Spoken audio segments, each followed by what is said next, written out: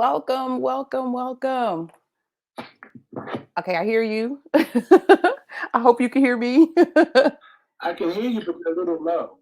It's low? Okay, let's see. Is that better? A little. A little better? That's great. Okay, wait, let's see. Okay. Okay. I think we're good, maybe, hopefully. We'll see. Welcome to our Saturday morning tea, where we discuss health information, news, education, and certification tips. I am Clarice Warner, the girl with the pearls, the founder and education director of the Professional Reimbursement Network, LLC, where coding education is key. And before I introduce my co-host and today's special guest, today's episode is sponsored by PRN's free email course on the 5 steps to become a certified marketable medical coder. Are you interested in medical coding, but not sure where to start and scared of wasting time and resources? Let me help you with the right steps to become a certified marketable medical coder.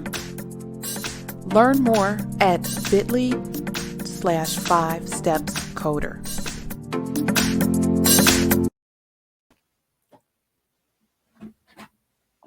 All right. I see we got everybody in here. Okay, so in Clubhouse, feel free to click the link at the top of the page, and on YouTube and Facebook, you can check out the video description for the link. So joining me today is my co-host, Mr. Jesse, the coding nurse. Sir, introduce yourself and tell the folks all about you.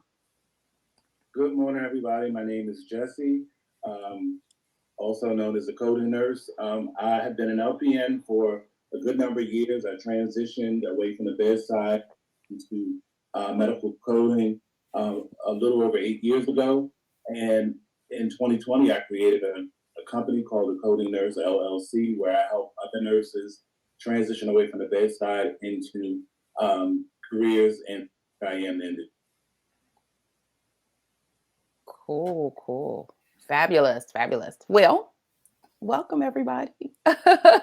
And thanks for joining. We have folks here on Clubhouse. We have folks here from YouTube, and we have folks here from Facebook. So today we have a special guest. And joining us is Mr. Glenn Krauss. Glenn Krauss is the CEO and founder of Core CDI and the co-founder of the Top Gun Audit School.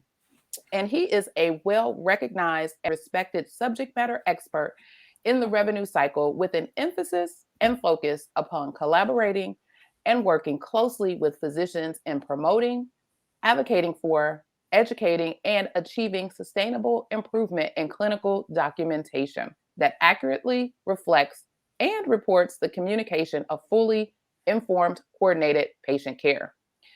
He possesses 25 plus years of, we've been in this game for a long time, Yes, you have. of progressive, practical, hands-on experience in clinical coding and documentation improvement, subscribing to the philosophy that quality of medical record documentation strongly correlates with overall quality of care and the overall achievement of a high-performing revenue cycle. What sets Glenn apart in the clinical documentation improvement arena is the recognition of clinical documentation effectiveness, accuracy, completeness, and contextual consistency as fundamentally integral with all components of the revenue cycle. Let's welcome Glenn to the Saturday morning tea. Hey, thank you, everyone. So before we get started, everybody knows I'm a quote person. I love quotes. I always talk about them every week. Yeah. So tell me, what's your favorite quote? Oh, okay. Let me think. I was talking to one of my colleagues, Dr. Jacob Martin, who I work with, and but the one that sticks out is Uh-oh. There's some debate over who has authorized, who was the originator, but it goes, he who thinks he can and he who thinks he can are both right. Okay. So Jesse, I don't know if you're gonna have to, because you can't hear Glenn, and I think in the Clubhouse. Well, it looks like he's. No, It looks like he. It looks like he's muted. Because he's not in Clubhouse. He's only on StreamYard. Oh, okay. Okay, so I'll just have to mute myself on StreamYard so I can hear him. Okay. If I unmute on both, I'll have to get the feedback. Oh, Yeah, that's okay. right. It is. Okay. So I'll have to be intentional about saying who it is that I need to speak. So Glenn. Yeah, I'm sorry about that. Tell me your quote. I believe a good quote for this that's relevant for this morning is, and I'm taking this from one of my colleagues. So Dr. Jacob Martin is to stop querying physicians with endless queries. Educate. All so right. I know query rate. We looked it up in the dictionary. It's not an existing word, but we can submit that as an existing word. Okay. Uh-oh, I hear feedback. That's me. Is it you? Anna.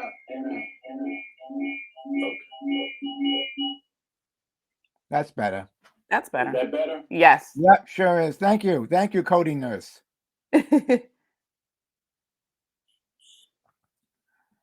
Okay. And let me ask you another question. What is your favorite self-care practice? Self-care, I would say going to being active outdoors.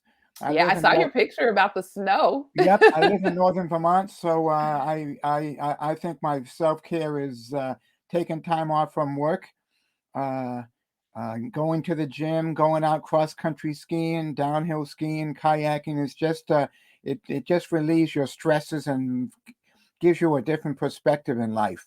Amen. Now that I do agree. So let's talk skill set. Well, before I get there, Yep. you are the guru, if you will, of CDI. And so Yep. tell me a little bit about how you got involved with clinical documentation integrity. Yeah, well, it goes back and probably to 1995. I applied for a position in a company that had physicians going out and working with other fellow physicians at different clients to help improve the documentation. This was even before it was called CDI, and they paired up an HIM professional or a coding professional with a physician, and so that's kind of how I got involved in CDI, and basically I have advanced my career in the profession by self-learning, which we'll go into when you ask me a little bit more about CDI. Cool. Okay, so I don't know if the people on Clubhouse can hear Glenn. If you can't hear him at all. Okay, if you can't, feel free to join us. We are live on our YouTube channel, which is the Professional Reimbursement Network. So feel free to join us there. I'm sorry if we are having that technical difficulty and you can't hear him. Clarice, you can hear me, right? I can hear you fine. I got my new microphone right here. No, you're good. You're good. So yes, just feel free to come on over. It's Professional Reimbursement Network on YouTube, and you can join in the conversation. I am so sorry that you guys can't hear me on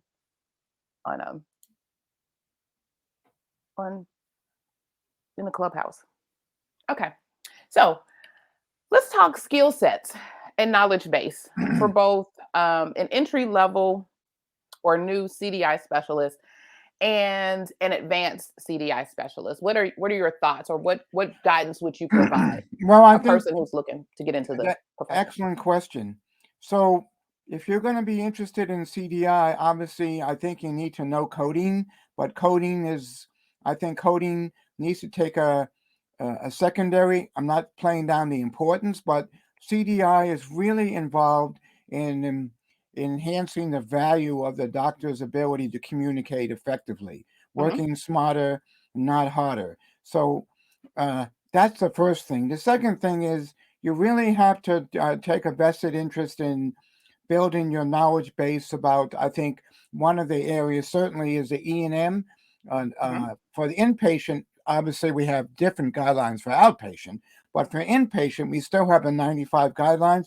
And when I say learning the guidelines, I don't mean ability to assign an E&M. What I'm really meaning or alluding to is the ability of the newbie CDI to understand, okay, what are the specific guidelines? Chief complaint, history of present illness, which is crucially important for medical necessity establishment, physical exam, assessment and plan. If you read the 95 guidelines, you can get it on the Medicare's website. They have a 76-page document that actually outlines what is the standard of documentation. So that's really fundamental. If you don't have that knowledge, you're never going to be able to make that transition into CDI and just grow your career into advanced CDI. So that's one thing that's important. And the other thing is to have, even for advanced and newbies, is to really have a insatiable appetite for continual learning. So that means signing up for the Medicare's listserv and your OIG and your local MAC and your payers listservs and the cert contractor listservs, because and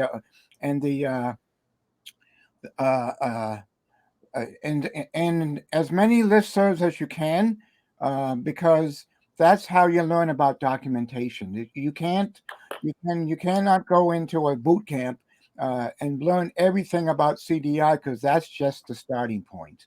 Right. I think that's really something that needs to be well taken. Is boot camps, while they're a good starting point, they're not the end all and be all. You have to really want to become a CDI professional, because it's not a job, it's a calling. Just like coding, it's not a job, it's not a task, it is a profession, it's a calling. You're absolutely correct. Jesse, did you have any questions regarding the skill base or skill sets that you wanted to touch on? Yeah, I do have a question. When you had mentioned the listservs, how do you go about finding the different listservs and signing up for them? Well, you can go to the CMS.gov and enter listserv in the search bar. You can go to find out who your MAC is. You can go to the Google and enter MAC, Medicare Administrative Contractor for your state. They give what comes up as a whole list for the country. Then you can go to the listserv, go to that website and sign up for the listserv. It's usually on the right-hand column. The OIG, the same thing. I think it's ahs.oig.gov, if I'm not mistaken. And then you can go to the cert, enter the cert contractor in the Google, go to the cert contractor line, sign up for the listserv. Those are how you and find out who your top payers are. Talk to your revenue cycle department or PFS. Find out who our top payers are. If it's United Healthcare, Blue Cross, Anthem, sign up for your listservs. Go to the website. Just kind of navigate around. Another good website is the pepper.org. That you should sign up for that. So the more that you, and if you sign up for some things like the AHA newsletter that comes out every afternoon, and Modern Healthcare has a newsletter that comes out, you'll start seeing good articles that you can link to, and then start and sign up for their listserv. So I probably get about 100 a day. And what my philosophy is, and it should be everyone's else, that you have the internet work for you and not the other way around. Did that answer your question? Yes, sir. And a long-winded answer? But that was good knowledge. That was good information. So yes, I agree. That's usually how you receive the information of what's coming, what's been dropped. Those listservs are very, very helpful. Very. So Clarice, your next question was, what about advanced CDI? Correct. So I know you have been an advocate for CDI. Well, do you have specific things that you think an advanced CDI person should? Yeah, absolutely. Okay. really focusing on expanding your knowledge of standards of documentation. And so for instance, that progress note handout that I put out, that you reached out to me and said, good job. And I had about 3,000 people actually, I guess, look at it, and probably had about 70 thumbs up, which is pretty good. Is that I actually took that from a compilation of progress note examples and standards that I research on the internet. So if you put down progress note standards, best practices of documentation, you'll get a lot of information from the different medical schools about good examples, bad examples, what should be in the note. And so I'm saying, or my goal in advancing CDI to, let's say, advanced CDI professionals is having that skill set and knowledge and ability to continually learn. Okay, so once you have the standards of documentation, they continually change, and you really should be out there in front, champion for the physician. I think also, certainly an advanced CDI has that ability to open that chart, review the record within, you say, 5 minutes or less. I have an ebook on that, and then being able to converse with the physician in a very concise manner, because they don't have a lot of time. So I believe it really means having that confidence to say, Dr. Jones, good note. Noticed on your chart in your HPI, you only had 3 elements. Did you know that you need 4 elements to bill for your E&M as an initial 9921 through 223? That usually gets their attention. Other things that that advanced CDI should have that knowledge is updated guidelines. This year we have some updated guidelines for billing for critical care, 99291 and 292, and shared billing, and how it's based on time, or this year time, or who did the most documentation, history and physical or medical decision making, most important piece. Right. So those things physicians don't necessarily know about. So having that confidence, skill set, an ability to share that information with the physician, whether it's a 5-minute podcast, or maybe it's getting in front of their group. So having that additional knowledge, and you know what? Well, one last thing I want to say is that if you really want to progress to advanced CDI, you need to be thinking of CDI as a business. We're running a business, just like coding. Coding is running a business. We're taking charts. We're not slamming codes. We're looking to see how can we make coding better. What do I need to do to relate back to CDI? If I see things are going to be denied, what do I do with that? We don't just pass them through. Continuous quality improvement. That's what I think an advanced CDI has, that knowledge. Same thing with coding.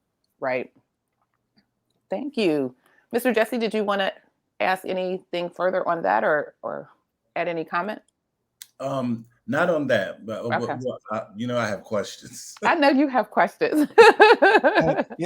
I may have answers. You do, I'm sure.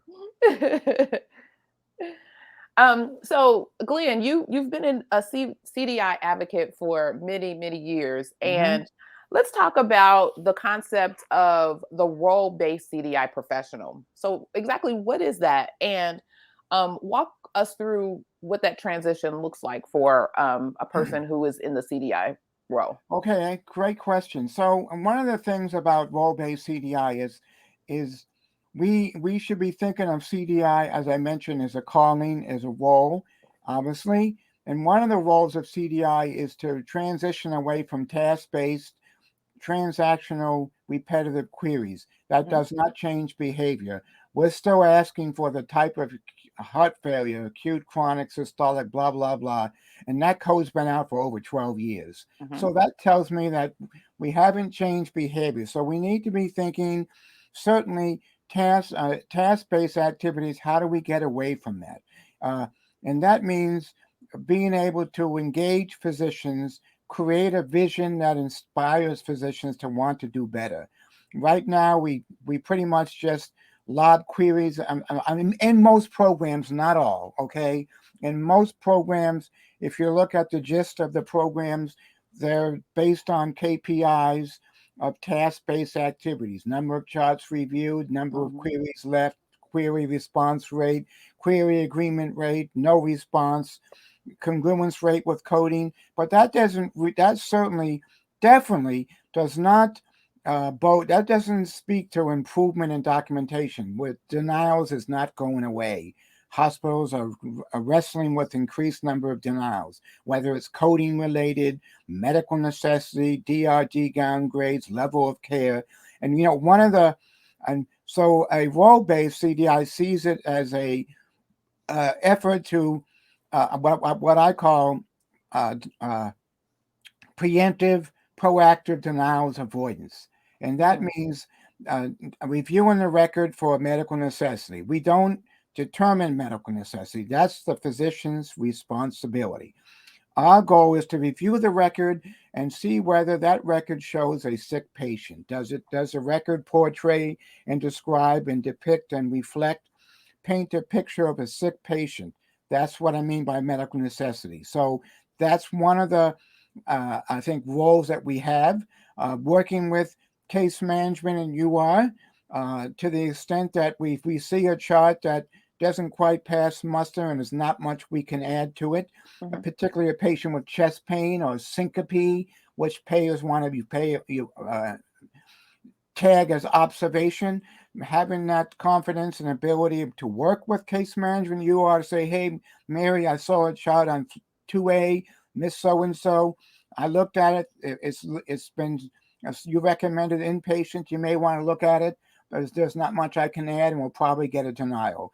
Being able to, a role basis, being able to work with our denials and appeals, and learn what the payers tagging or saying this doesn't meet medical necessity, or refuting our clinical validation of a diagnosis, so we can feed that information back to the physician.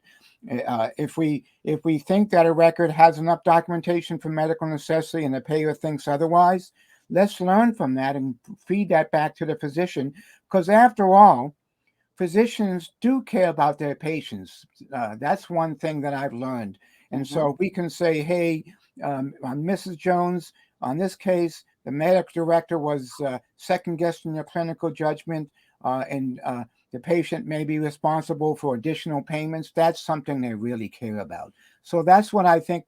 That's certainly what a role-based CDI is: getting rid of, or not getting rid of, but really putting forth the communication of patient care and focusing on the documentation. The diagnosis will come with that, and we'll get paid optimally. Trying to focus on the outcomes of reimbursement without fixing the processes of documentation is never gonna move the needle.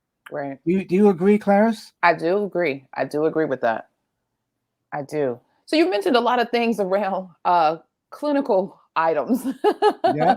And I know we've had this conversation, or folks have had this conversation for years, in this debate about nurses and versus coders in the clinical documentation or the CDI role. Yeah. What are your thoughts on that? Well, I think it's it doesn't. I wrote an article once, probably a year ago, and I really feel strongly that it's not so much the title or the background. It's that business mindset. It's that clinical knowledge. It's some coding knowledge, obviously, and I think most importantly, that ability to effectively communicate with physicians. So obviously, I'm not a nurse. I respect nurses. Coding nurse, I certainly respect you and all the nurses. My thoughts are, if you really want to be a great CDI, you have to obviously have the clinical knowledge, coding mindset, business mindset, insatiable appetite for continual learning, excellent communication skills, being able to run a business, being able to get beat up sometime by providers who are having a bad day, being able to conduct effective presentations, get your message across quickly, being able to do podcasts and develop handouts, being able to communicate updates to the physician, what's the best way to do it. So in essence, nurses can be solid, effective CDI coders. HIM professionals like myself can. So I guess I would say it's not so much your background per se, is that do you have the elements necessary, as I alluded to become a professional CDI. I agree. So I think there's room for everyone There really come is. at the table. You know your strengths and your weaknesses, and make sure that you, if there's something that you're missing and related to that, then make sure you get it and come on to the table. That's right. It's the same thing with your coding education. Mhm, You provide excellent education. I've talked to several people who went through your program, mhm. and that's a good fundamental starting point. You equip them with the foundation and frame of the house. It's up to the coder to build the house the way they want to see it. Exactly. Exactly. Mr. But Jesse, the coding yeah, nurse, you got something to add? I totally agree with you, Glenn. And while and we do know that there is room at the table for everybody, but there's not opportunity for everybody. I have found, and especially when it comes to inpatient, that if you aren't a nurse, it is almost extremely impossible to get a CDI position. And matter of fact, ACDIS, I think some people call it a C. Actors. Okay, they have a conference coming up in the spring.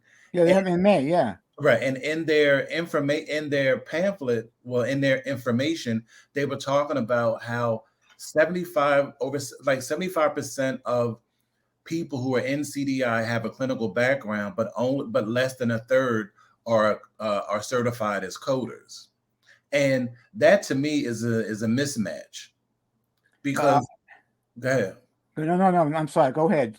Because just because somebody has a clinical background, it doesn't mean that they know how it all relates, especially in terms of coding, in terms of clinical documentation, in terms of medical necessity, all of that. So there's a lot of learning on the job that apparently is extended to nurses that is not extended to other people. And I found that very interesting because I know people who have contacted me. I've told Clarice the story. A woman had worked in ICU for like 25 years. She got a job in CDI and contacted me because she needed a crash course in coding. She knew nothing other than clinical ICU for 25 years, but they're going to make her a CDI. Like I don't know how that's even possible when you have so many other people who have so many more skills to bring to the table than just clinical knowledge. I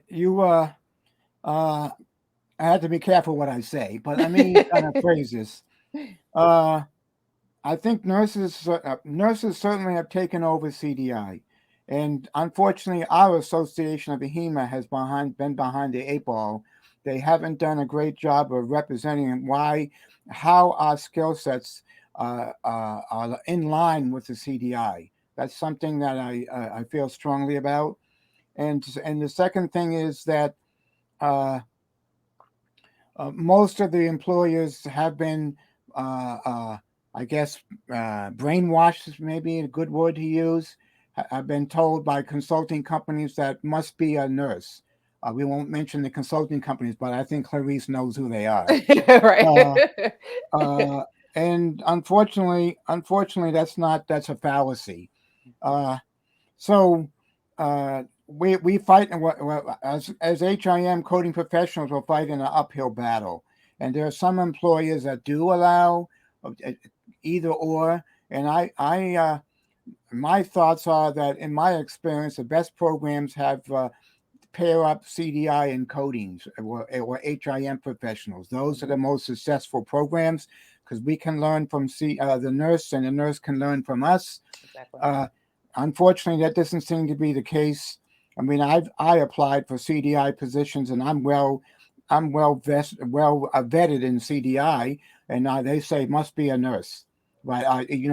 You fill out an application online, and and it says, "Are you a nurse?" And then it says no, and then it says, "Sorry." You get thrown out. You don't even go any further. So, but on the other hand, if there, my philosophy, if there's a will, there's a way, and I've been able to kind of wrestle myself into CDI. You just have to find a employer. You may have to move. You may have to take a position that pays less than what we're paying now to get my foot in the door, to demonstrate. And that's where I'm saying you have to have that extra knowledge that most CDI do not have. Standards of documentation, E&M guidelines, signing up for the listservs. That's something that you're going to have to really take a vested interest and roll up your sleeves, because that's going to differentiate yourself from the typical nurse that doesn't have that knowledge, because that's something that you have to be able to relate to if you're going for an interview. Why should I select you over a nurse? Well, because I have the coding experience. We're the ones who started doing queries before CDI. I certainly can query compliantly, and I can talk to physicians, and I have that fundamental knowledge of documentation to reduce our denials moving forward. That's not something that most CDI do have. So how do you differentiate yourself? Well, go get the knowledge. Take it. One thing now, Jesse, that I want to say is that CDI, to become a CDI professional, even advanced, you have to learn on your own. No one can spoon feed you. Just like coding, no one can spoon feed you coding. We can teach you the coding guidelines, principle, MCC, CC, sepsis rules, OB chapter rules, and so forth. But how to apply them, that's up to you to really hone down. So CDI is the same thing. No one can spoon feed you in CDI. You have to do it on your own, and that's what's going to get your foot in the door. And I'm sorry, that's a long-winded answer, but that's really what you need to do. That's how, if people ask, if someone came to you, coding nurse, and said, "How do I get my foot in the door? I'm a coder. I've got this year." That's probably something you can relate to them. Hey, you got to differentiate yourself, because if you aren't, you're with the masses. Mm-hmm. So someone, Demetrius had a comment. It's crazy because different texts relating to CDI emphasis on clinical staff and coding professionals working together, but in reality, this isn't the case according to what it has been said here today. So right, that is, and that's true, absolutely true. There are a small sliver of facilities that have that model, and I think one of the I know of a facility in Minnesota, in the Duluth area. One of my colleagues is a nurse, CDI. She's been in CDI for 12, 13 years. Mm-hmm. And one of the coding manager said, "Hey, I think it'd be better to let's try to hire the next CDI as a coding. She's excellent. She has excellent accuracy. She knows the physicians. She has a good working relationship. So if you want to get into that, I think one of the areas is you have to demonstrate by trial and error. Say, hey, if they say, if your facility you're working at says, no, we have to be a nurse, say, well, why don't I give it a try? Here's the knowledge I have. There's nothing gained, nothing lost. I'm still doing my coding. Give me a few hours a week to go on the floor and work with the CDI, and we'll go from there. And that's how they started their program. So you have to have, I guess, you certainly have to have a tough shield and be able to make that case for, hey, give it a try. You got everything to gain and nothing to lose. Right. But I still see the pendulum moving in the right direction to the middle, because I'm seeing more of the, not a lot, but I'm seeing some employment ads on Indeed and Indeed and skill builders and so forth, indicating that they prefer a nurse, but they'll take. You can still apply if you're an HIM professional with clinical knowledge, coding, and you have 10 years of experience. 5 to 10 years of experience, and you have certification in CCD. And another thing I want to say is that if you haven't sat for the CDIP, I know they changed the guidelines. When was it, this year, Clarice, Clarice, or last year? So buy the study guide for CDIP. Sharon Easterlin wrote this study guide, and I don't get commission for mentioning that, but she did a great job of putting that together. Go pass the exam. Yeah, Sharon is she's a friend of the Clubhouse. So Glenn, yes, we got to pause. Glenn, I don't know. Sharon might be your friend, but I have to honestly tell you, I have my CDIP. Yeah. That study guide was the absolute worst I've ever seen. Well, let me preface that. It's the best considering there's only one out there. But there isn't another. But when you sell something as an exam prep guide, it should be reflective of the exam. And when you talk about content, I get that you cannot have the same questions. I understand that, but it should be the same content. The content that is in that woman's book is nowhere near the content that is on that exam. That CDIP exam that I took and passed was the worst exam I ever took. And if I had failed it, I would have sued AHIMA. So did she update her? I'm not sure if she updated, because I have it right here somewhere. Has it been updated with the new guidance, or? But Jesse, to your point, so it's just not in line with helping someone be successful in passing the exam. So it's just giving you kind of the baseline information on. And it does. This is the most recent edition. It's from 2016. So I know the exam has made transitions from the beginning. So I'm not trying to patronize Sharon.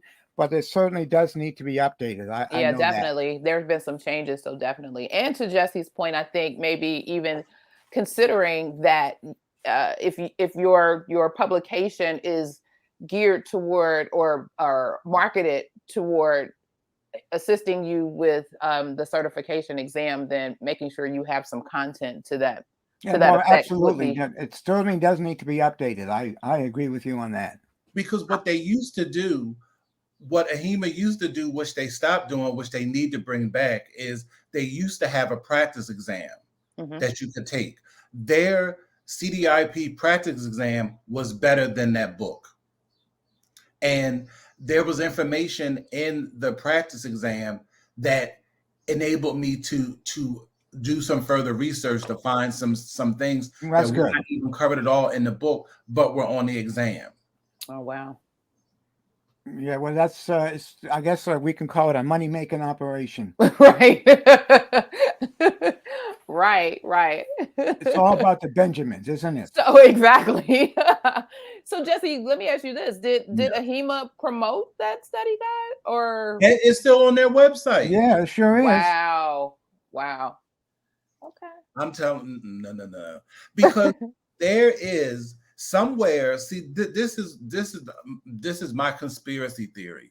I mean, Clarice, I talk almost weekly about the gatekeeping in HIM. You do. And I think that the CDIP exam as it exists, that study guide as it exists, is on some gatekeeping foolishness, because somewhere out there is some information that people can get their hands on to pass the exam. Because people are passing the exam, but they're not passing the exam with just that study guide. I don't think that. To me, a study guide is just that, a study guide. You have to really, you must be able to find out what are the core competencies of CDI: writing the query, clinical knowledge, lab values, just like a CCS. If you take the CCS prep book that AHIMA has, it doesn't guarantee you're going to pass the exam. So it's right. But it covers the same domains. I mean, I have my every exam I've ever taken. You use the study guide as a definitive resource to prepare. Yeah, that's right. It's supposed to cover the core competencies that are going to be covered on the exam. And with the CCS, I took the CCS. I used the study guide, and I had no problem.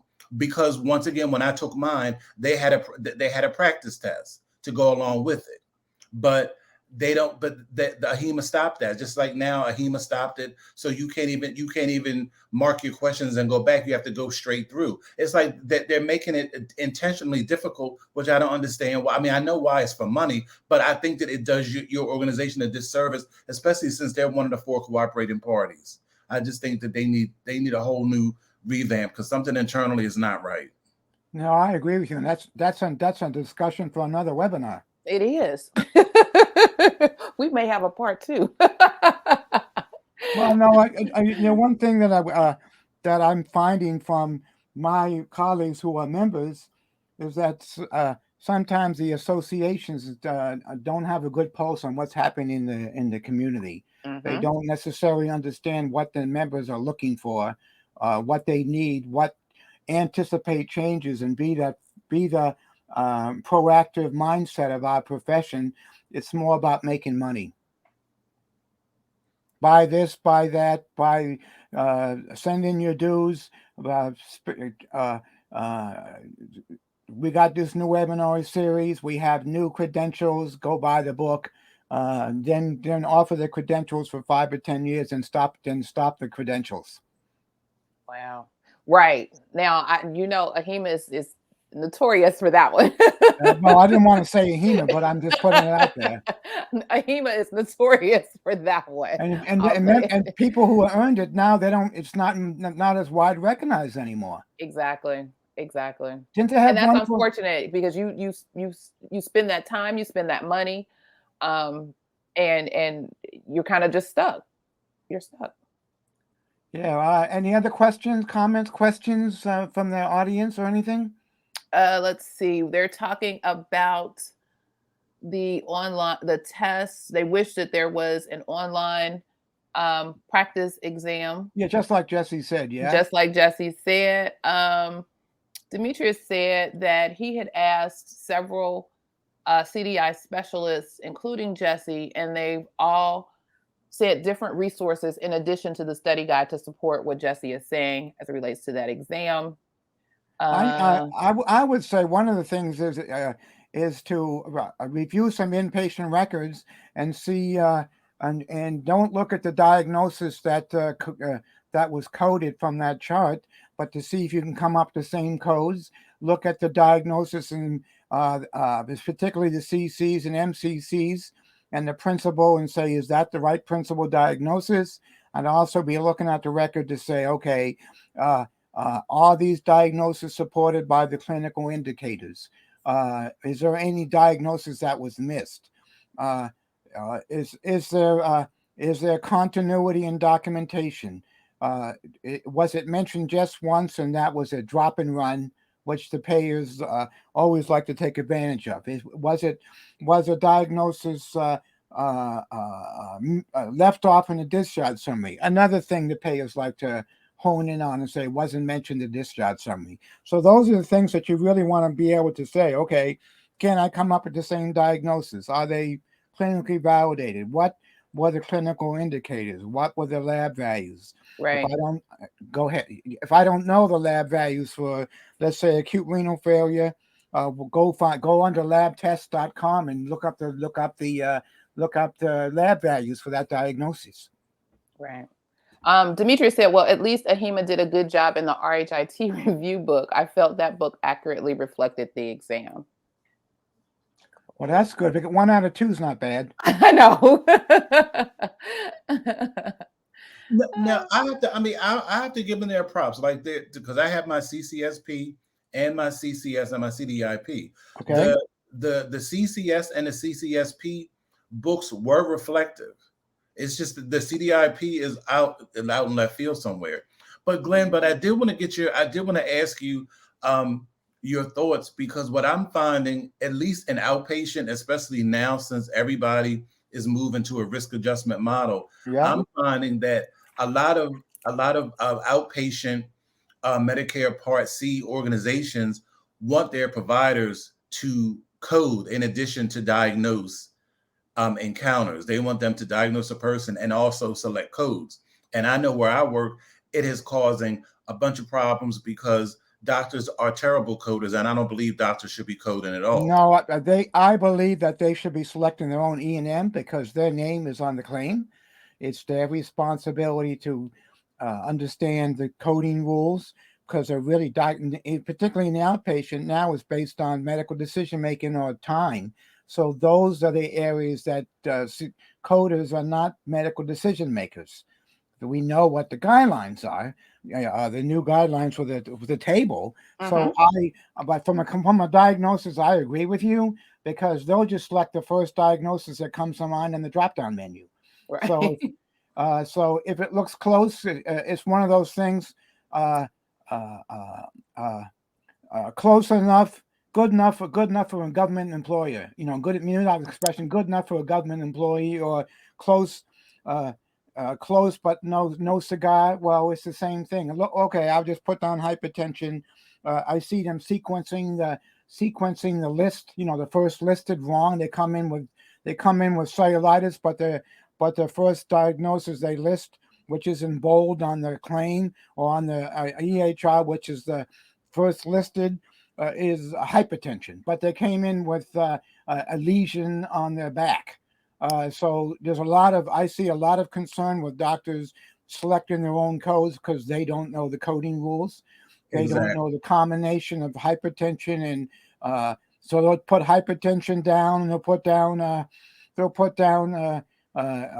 chronic renal failure. Meanwhile, the patient's on end-stage renal disease. Well, we got an HCC we're missing. So I agree with you. Doctors and providers should not be selecting the diagnosis. And I know some facilities that don't even spot check them. They just let them go out the door. Wow. Yeah. And they wonder why they have all these denials. Well, hello. Coders can look at a chart and say, oh, I see. I had one where the doctor said they came in for abnormal uterine bleeding. This is a true case. And they were due for a DEXA scan because they had osteoporosis, and they were on steroids for the COPD. So we want to see how the bone mass is, okay? And so the doctors stated in the chart, when patient needs a DEXA scan, not sure it's going to be covered, but we'll order it anyhow. Well, come on, abnormal uterine bleeding and DEXA scan? Do you think? And so if a coder was coding that, they would know, hey, wait a minute, let's stop the horses here. Let's go back and clarify, because I'm a firm believer in closing here. I'm a firm believer that we should not let doctors who are employed physicians send us denials for tests. That's just criminal. Think about it. We're paying them a salary, and we monitor them based on RVUs and production. We ought to be tracing back the diagnosis they selected that gave us the denial, because we're letting the doctors give us denials that we don't need. Exactly. Obviously, the patient needed the DEXA scan, but the documentation of the diagnosis was not in the chart. So that's pretty costly, isn't it? Very. It is. And if you think about things like MRIs, patient has back pain. Well, you don't go for an MRI first. You have to demonstrate you tried physical therapy, losing weight, and so forth and so on, occupational therapy, whatever. Sometimes they just jump right to an MRI, or they try to refer a patient to the orthopedic, but we have to get an authorization. There's not enough information in the chart to substantiate the need. So who suffers? The patient. Right. So the coders can say, hey, wait a minute, that doesn't meet the standards. So you're right. Doctors should not be assigning a diagnosis. No way. And what I have found in an outpatient that has been frustrating across the board, everywhere I go, it happens. Yes. Because because these companies get so HCC thirsty that they just look everywhere. They do. And what is very common are ancillary findings on CAT scans. And I agree. I have a whole webinar on HCCs, and one thing I start off is I have a slide with a bunch of Benjamins on it, okay? A real nice slide. And I say, if you think this is what HCC is about, you might as well drop off the webinar, okay? and I say that jokingly, but I do mean it, because a good HCC program is like what I'm doing with a couple of people out in California. We're reviewing the record for medical necessity. We're reviewing the HPI and singling out those physicians who do a pretty insufficient job, also known as poor job. We're looking at assessments. Are they traceable back to the beginning? Did they leave off a diagnosis? If they have a symptom, but you can tell they're working up 2 or 3 diagnoses, did they list them? When they say patient comes in for follow-up of labs and doesn't discuss any labs, well, no one's going to pay you for that, because you didn't even discuss the labs with the patient. Yesterday, I went for follow-up for my urologist. I had a test earlier in the week.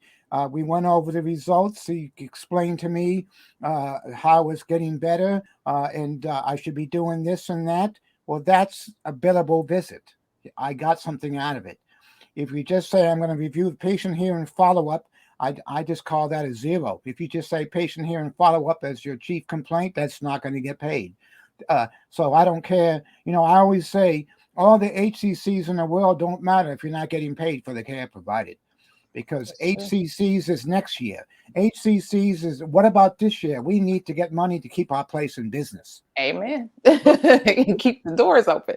Yeah. is they end up putting the burden for risk adjustment on the coder, because then what they do is they want the coder to basically forego guidelines. Because I almost everywhere I have worked, I've had to fight this particular battle on CAT scans, especially inpatient. Because let's say, for instance, somebody is in a hospital for CHF, but they have a CAT scan or whatever they have a CAT scan and they find an abdominal aorta, but it's untreated in the inpatient setting. It's not even diagnosed by the attending physician. It's an ancillary finding when you go review it later. Well, whenever you focus on reimbursement as your outcome, it has a tendency to get you in trouble.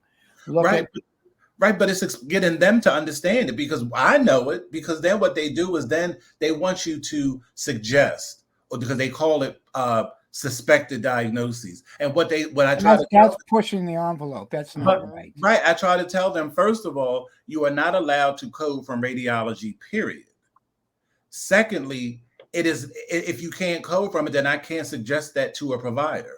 I'm not supposed to suggest anything to a provider. I agree. One of the things is, if you have a good appreciation for clinical judgment and medical decision making from a clinician's perspective, that's what to see.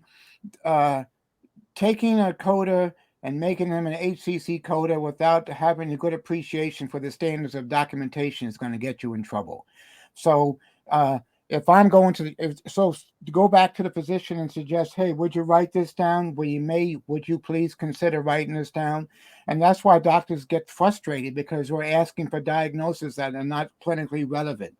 If a doctor is going to be working up that patient as an outpatient, or suggest, and that's just good medicine, that the doctor, when he orders a CT scan, make a comment on it. Because if you think about paying for these ancillary services, there has to be some reason, sign, or symptom for ordering it, and it's only payable if the doctor used that the results in the management of the patient. So it rests on the physician to make a notation.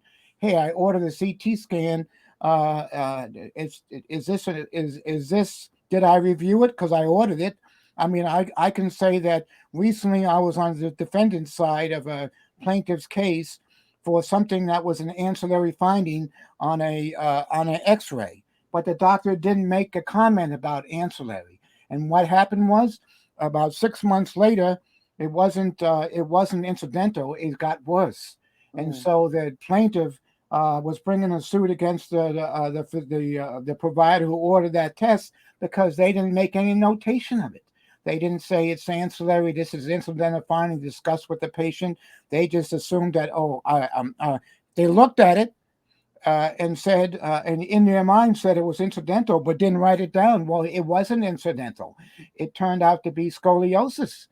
Wow. and the patient had 8 months of missed opportunity for treatment, and of course they had an untoward outcome of a permanent disfiguration and handicap, and so the defendants was up a creek without a paddle, because there's no way to say that the doctor saw that. So there's some medical legal risk to not. So we need to be able to say, hey, wait a minute, incidental. I might have suggested to the physician, hey, did you see that? You may want to comment. That's what an HCC coder does. It's not like Easter hunt, Easter egg hunt.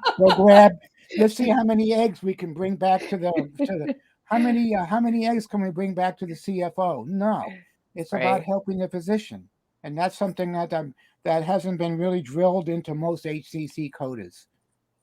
Do you Yeah, agree? I agree. Totally.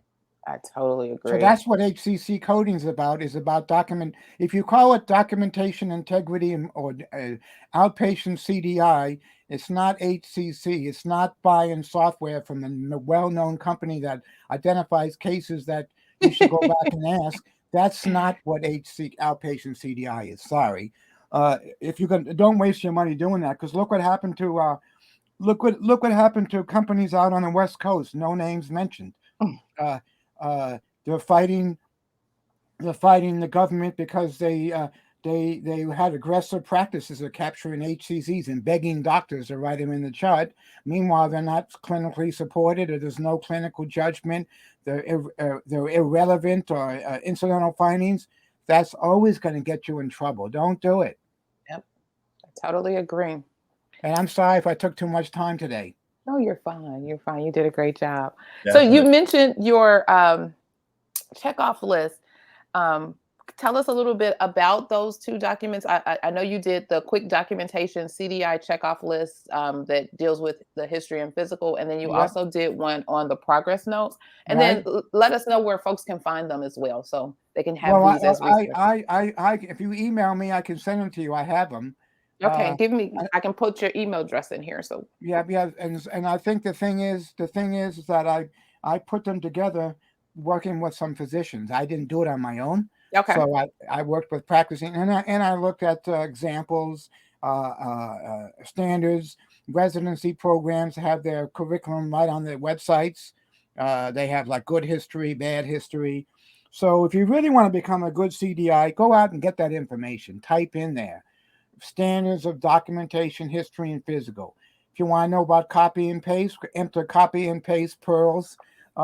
That's how I come up with this. So I don't make it up. I look to see what's out there and put it together. So please, that's the best way to become a CDI. If you want to be a coder and the HIM and wants to get it in there, these are the things that I alluded to. You got to have this knowledge. okay, and you want to use the at Yeah. corecdi.com email? Glenn.Krauss, of course. I'd be glad to send I'm really glad to share them with you. And Alrighty. I want to thank everyone for putting up with me for 53 minutes. Thank you so much, I folks. appreciate you. Thank you for joining us today and sharing some knowledge and your gems. This has been a wonderful uh, session, and I'm so glad that you had the time available to join us on our tea. So And thank you so much. speaking of, what'd you say? What do I do? Self help, self health. You mean? Your self care practice, yes. Oh, I'm heading right over to the gym. Thanks. Hey, all right, all right. Well, have a good workout. Yeah. Thank you so Have a much. good day, everyone. Thank you, Thank you Clarice for and Thank you so joining. Cody. much. Yeah, Thank take care. you. Have a good All right. weekend. Bye You bye. too. Bye bye. All right, all right, all right. Yes. So that was great. That was It great. really was.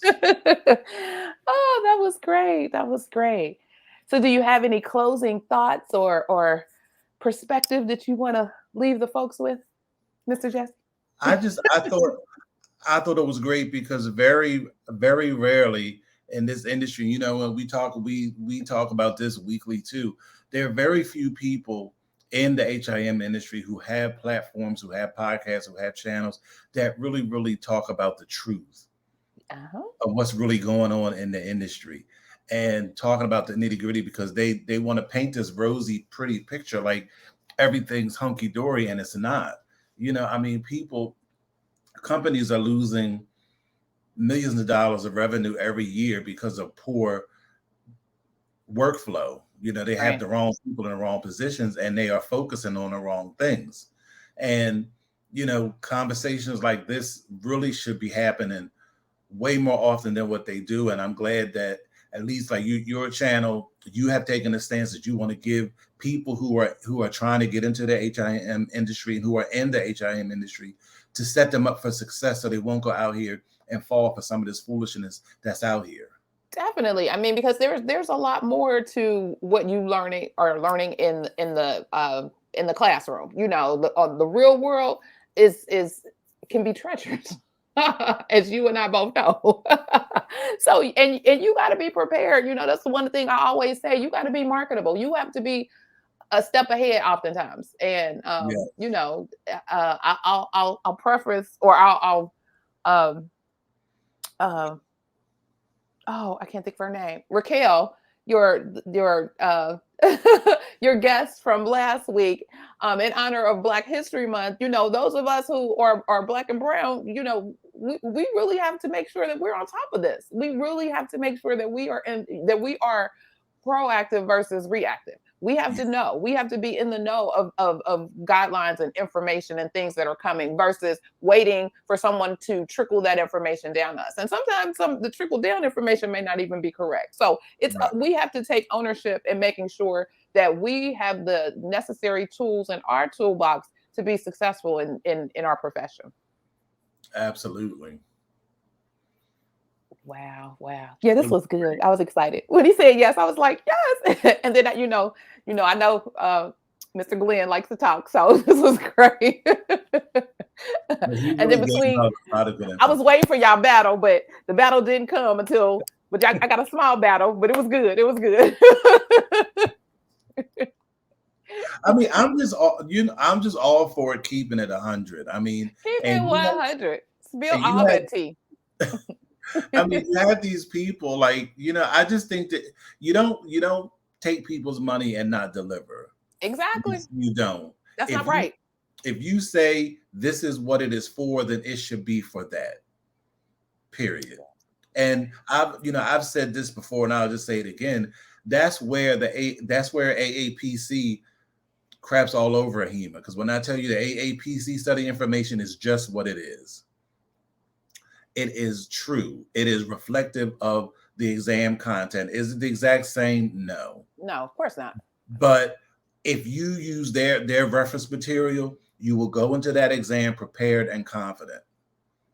And AHIMA used to be they had the workarounds, but I don't know what they're trying to do, but they need to revamp as well, because it's getting a little rocky. Yeah. I agree. That would be conversations for the AHIMA crew.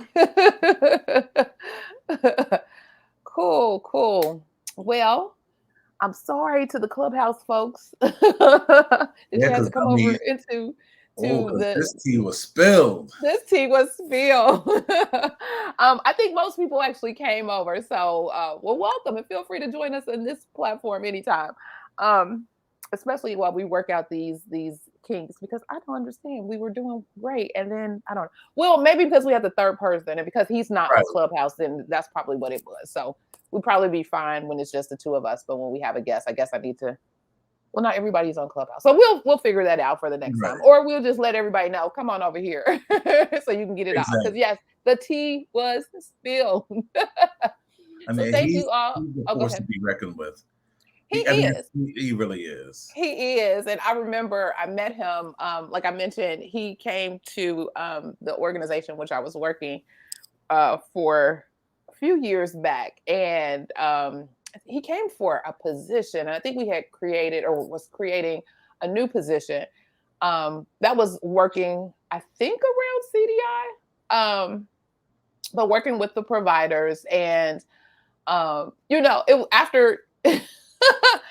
Did I sit in on the interview? I want to say I sat in on the interview, but the interview turned strictly into a webinar, if you will. It was like, well, we need to get more information and help us with this and maybe that. Oh, thank you, Demetrius. I appreciate it. We need to get more information on this and that. And so it became a whole learning for us. And from that point on, Glenn and I have kind of, reached out, and I've asked him questions. He's asked me some things, and we've had a great relationship from then on out. And he's very knowledgeable on that, because when he say he gets 100 listserv pings, he gets because he's connected to everything, and reading it all. And then he knows lots of providers. Like, he is intimately connected with several physicians, and they trust him, and they bend his ear, and they will spill their tea. And so he can kind of translate that, which helps the CDI profession understand from a provider's perspective, what they need and what they feel as it relates to this whole process. So it's great to have someone who is kind of sitting in that spot and who can be a liaison between the two. So it was great. It was great. It was. Well, before we go, I have to share a little crazy coding foolishness. Here we go. Some more tea spill. Okay. How about yesterday I get a text message from someone asking me, can they bill 99211 and G2023 at the together? Same time? Yeah. Like, in what world does that make sense? Seriously, even if you just think about it. Well, I'm glad they asked you before they did it. How about that? And then when I told them no, well, somebody told me I could do it. Okay. Oh, okay. All right. Listen, when is that someone gonna get you out of there you go. Gonna pay that? Is that someone gonna get you out of jail, or is that someone gonna pay that fine? I just give someone's information to OIG. Well, somebody told me. Okay, well, we're talking to you, and you're the one that did it. Right. So refund all of this money that you that you've gotten for submitting these claims with both of these codes on here. Really? Come on, y'all. And it's very, very clearly written when you use each one. Mm-hmm. Even in my recent knowledge of HRSA. Because y'all done had me digging and working in there. But I still have not been able to find out about that combo with the medical necessity. I still can't. And then I called, and the person that I spoke to, they didn't really bowl me over with confidence with their response. So I'm like, I don't know. It's going to be, like you said, it's going to be a wild ride, especially when the regulators come and they begin those audits. It's going to be something else. It's going to be some slaughter, unfortunately, but yeah. Oh, then one more thing. In this other group, they were clamoring because somebody posted that they found someone who was charging $1 per claim to process their billing. What? Yeah. I'm telling you, they found so I mean, that person, like that post was bombarded. They wanted information. Then here comes somebody else. Well, you should never pay more than 4 or 5%. I'm like, but see, then they wonder why they're in the positions they're in. Then they wonder why they get hit, months later with all this with all these audits and all this back pay, because you get what you pay for. $1 a claim. Oh my God. Oh my God. Who was charging that? A crackhead? Oh my God. Who? Oh my God. Not nobody knows what they're doing. Exactly. Oh my God. And y'all paid it. Yeah. $1. And they probably don't even have anybody to follow up to see, what they were actually paying for. And I'm sure their denials are off the charts. Exactly. Oh my God. $1. This ain't McDonald's. Oh, sorry. Oh my goodness.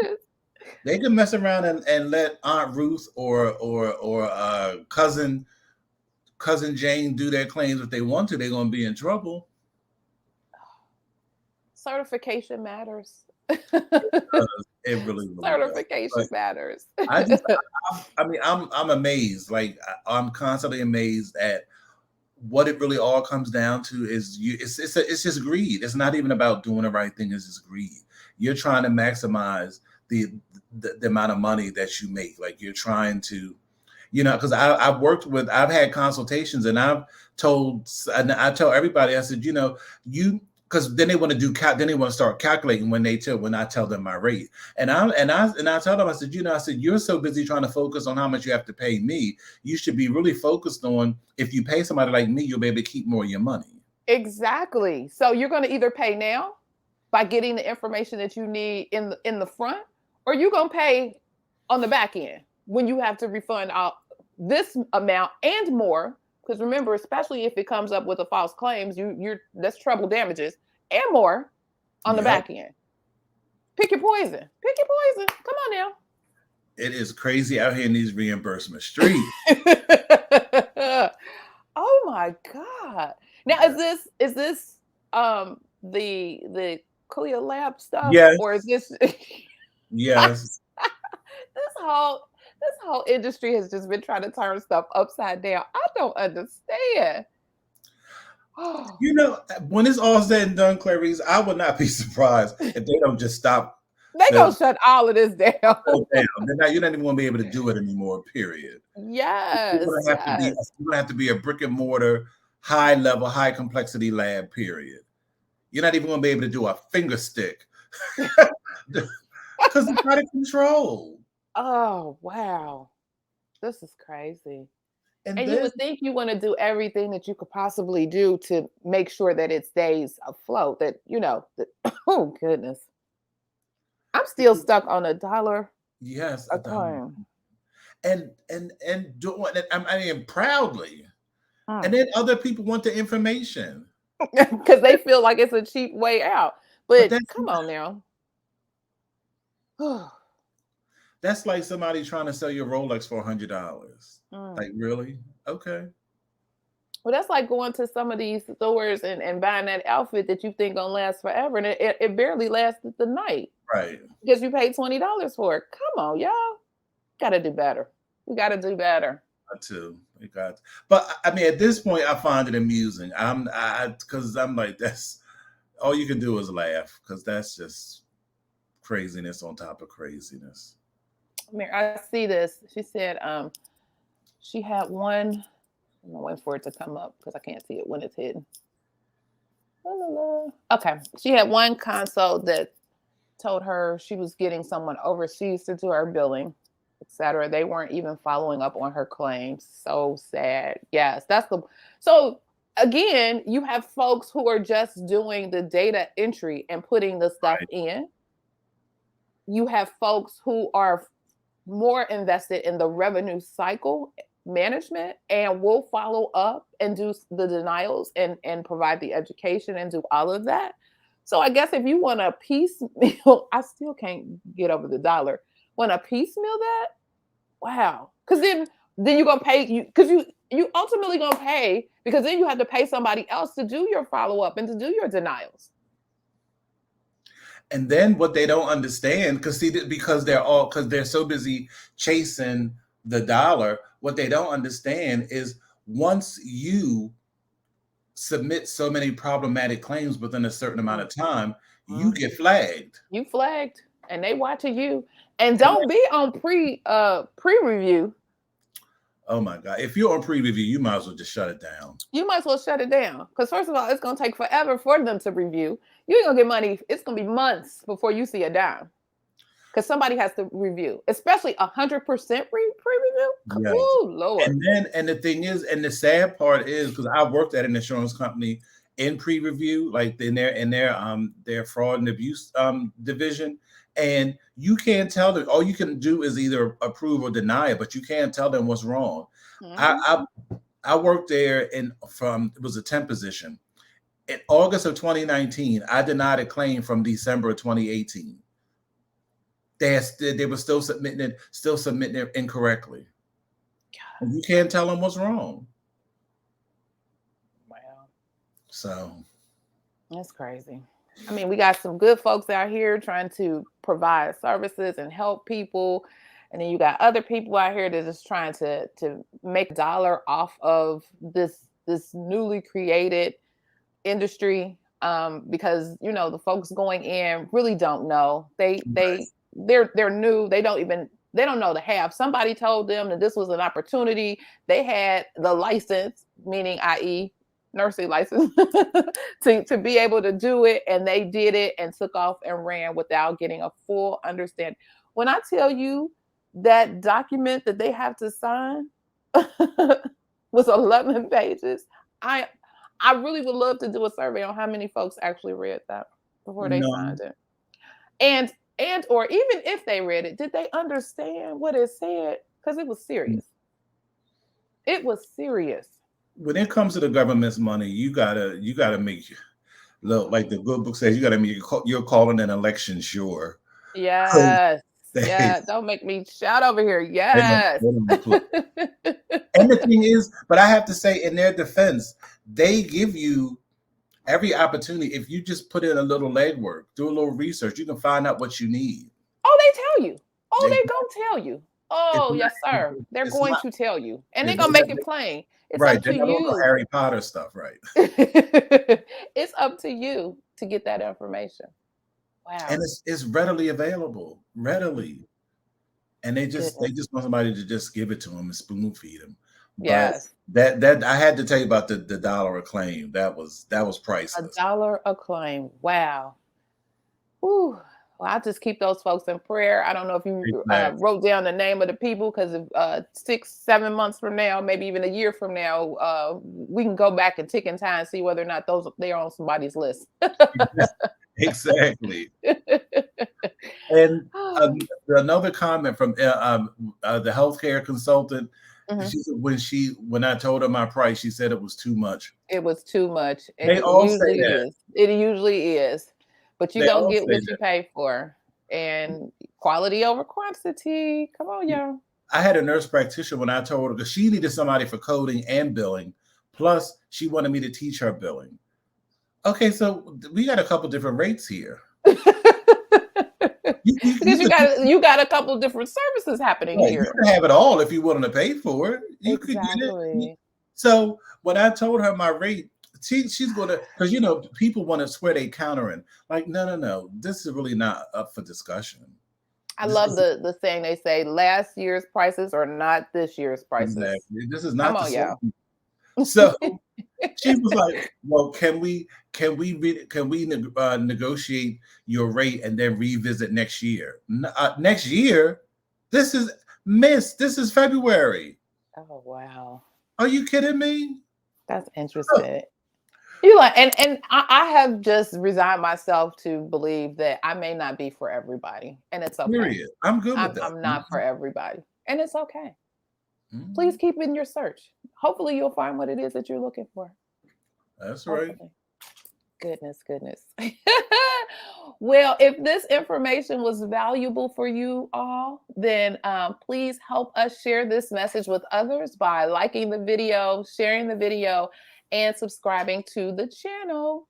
Don't forget, you can also check out the Coding Nurse channel on YouTube. So hit a like and share and subscribe over there as well. Um, I know my Clubhouse folks, most of you have come on over to YouTube, and so you don't know, and you don't know to hit the little greenhouse. And I guess we don't really have to talk about that, do we? But if you hit the notification bell over here on YouTube, you'll be notified when there is new content. So again, this has been a wonderful session. I'm glad we did it. We had some things that we wanted to talk about today, but we're just going to pause them and we'll talk about them next week. Yes. Thank you. Oh, wait. Who day? Who day? Who day? I was going to wish you good luck tomorrow. Who day? I'm in a class. It's funny. It's hilarious. I'm in a class with a guy that lives in LA, and we're on a team. And so we, had a team meeting last week. And so we were trying to schedule a time for us to do some work. And so they were like, okay, so Wednesday or Thursday next week, somebody is not going to be here because they'll probably be at their parade. Who's not going to be here? I was like, it probably will be me. But He to was that, just to that, rolling his eyes. but to that end, you know, a lot of people, they even have astrologers who are predicting that the Bengals are going to win. I hope they do. It would be so wonderful. It It would would be be a nice. wonderful. It would be wonderful. Yeah, it's all crazy. I had posted a picture, and normally I don't. I keep uh business and personal separate. But I posted a picture of me and my husband, and for those who know, we met because of the Bengals and a football club, and began our courtship, if you will, at a Super Bowl party. So this is all coming Okay, full circle for us. So this is wonderful. good. So we've been lightweight celebrating all week. Like yes, Okay. yes, yes. Can't wait, can't wait. So, again, thank you all for joining. And remember, be safe, be kind, and don't wish for it, work for it. Until next time, take care and thanks so much for watching. See you later. Bye-bye.